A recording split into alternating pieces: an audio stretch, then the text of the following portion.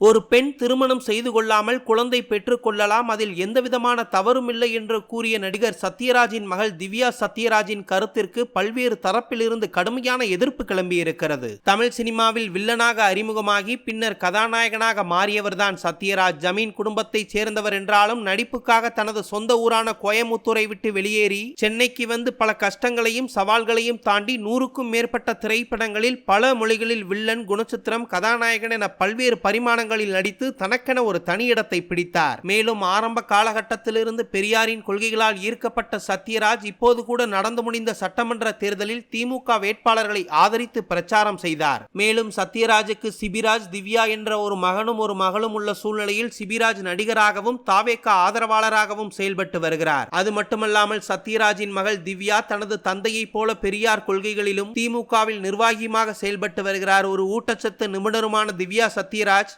சமீபத்தில் ஒரு பேட்டி ஒன்றில் குழந்தை பெறுவது குறித்து தெரிவித்த கருத்து மிகப்பெரிய சர்ச்சையாகிவிட்டது. தனது சகோதரர் சிபிராஜுக்கு திருமணம் ஆகிவிட்டதாகவும், ஆனால் தனக்கு திருமணம் செய்ய எந்தவிதமான கட்டுப்பாடும் இல்லை என்றும், திருமணம் செய்து கொண்ட பிறகே குழந்தைகள் பெறலாம் என்பதை நான் ஏற்கவில்லை என்றும், திருமணம் ஆகாமலும் குழந்தை பெற்றுக் கொள்ளலாம் எனவும் குறிப்பிட்டிருந்தார் திவ்யா சத்யராஜ். மேலும் குழந்தை பெற்றுக் கொள்வது குறித்து பேசும்போது, திருமணம் செய்த பிறகே குழந்தை பெற வேண்டும் என்ற கட்டாயத்தை நான் எப்போதும் ஏற்றுக்கொள்ள மாட்டேன். திருமணம் செய்து கொள்ளாமல் குழந்தை பெற்றுக் கொள்வதில் எனக்கு முழு ஒப்புதல் உள்ளது எனவும் குறிப்பிட்டார். அதே போல எனது தந்தை பெரியார் கொள்கைகளின் மீது அதீத ஈடுபாடு கொண்டதால் எனக்கு ஜாதகமில்லை என்பதையே நான் பெருமையாக பார்க்கிறேன் எனவும் குறிப்பிட்டிருந்தார் திவ்யா சத்யராஜ். ஒரு ஆணும் பெண்ணும் திருமணம் செய்து கொண்டோம் என்பதற்காக ஒன்றாக இருக்கக்கூடாது, அவர்களுக்குள் காதல் இருக்க வேண்டும். எனக்கு ஜாதகம் பார்த்து ஒரே மதத்தில் நடக்கின்ற திருமணத்தின் மீது நம்பிக்கை இல்லை என்றும், ஒருவருக்கு இன்னொருவரை பிடித்திருந்தால் யார் கூட வேண்டுமானாலும் வாழலாம், சேர்ந்து வாழ வேண்டிய அவசியமில்லை, அவரவர் வீட்டில் திருமணம் செய்து கொண்டும் வாழலாம், கல்யாணம் செய்யாமலும் குழந்தை பெற்றுக் கொள்ளலாம், அதிலும் எனக்கு உடன்பாடு உள்ளது என குறிப்பிட்டிருந்தார் திவ்யா சத்யராஜ். திவ்யா சத்யராஜின் இந்த கருத்திற்கு பல்வேறு தரப்பிலிருந்தும் பல எதிர்ப்புகள் கிளம்பியது. அதிலும் கல்யாணம் செய்யாமல் குழந்தை பெற்றுக் கொள்வது, யாருடன் வாழ்வது என்பது நமது கலாச்சாரத்திற்கு பொருந்தாத ஒன்று என்பதுதான் எதிர்ப்பாளர்களின் வாதமாக இருந்தது. ஜாதி, மதம், திருமணம் உள்ளிட்டவைகளில் உங்களுக்கு நம்பிக்கை இல்லை என்றால் அதை உங்களோடு வைத்துக் கொள்ளுங்கள், எதற்காக அப்பட்டமாக வெளிப்படுத்த வேண்டும்? இதை பார்க்கும் இளம் தலைமுறையினர் என்ன நினைப்பார்கள்? எவ்வாறு அவர்களது வாழ்க்கை கேள்விக்குறியாகும் என